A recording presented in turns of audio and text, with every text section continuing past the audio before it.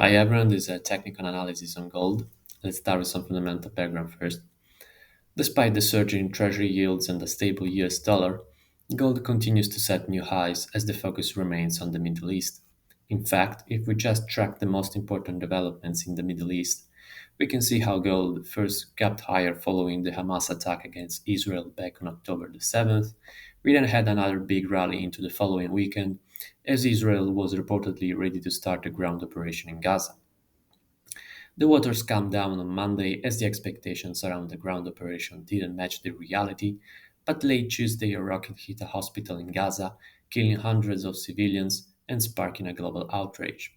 Following this unfortunate event, gold broke out of a key trend line and started another rally, eventually culminating in another spike into a key resistance following the news that the Israeli military received the green light to move into Gaza. Now on the daily chart, we can see that gold has reached this key resistance around the 1985 level.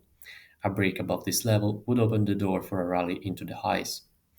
We can expect the sellers to step in here with a defined risk above the resistance to target the lows again. This incredibly strong rally is also overstretched now as depicted by the distance from the blue 8 moving average. In such instances, we can generally see a pullback into the moving average or some consolidation before the next move. Moving on to the 4-hour chart, we can see that we have a good support zone around the trend line here, where we can also find the 38.2% Fibonacci retracement level and the red 21 moving average for confluence. This is where we can expect the buyers to step in with a defined risk below the trend line to target a break above the resistance and the all-time highs next.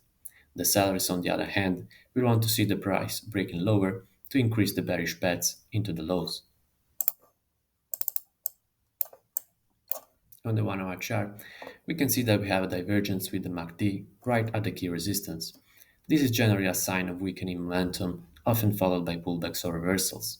In this case, from a risk management perspective, the buyers will be better off to wait for a pullback into the trend line before opening new longs. The last line of defense for the buyers should be the broken downward trend line here and the 61.8% Fibonacci retracement level.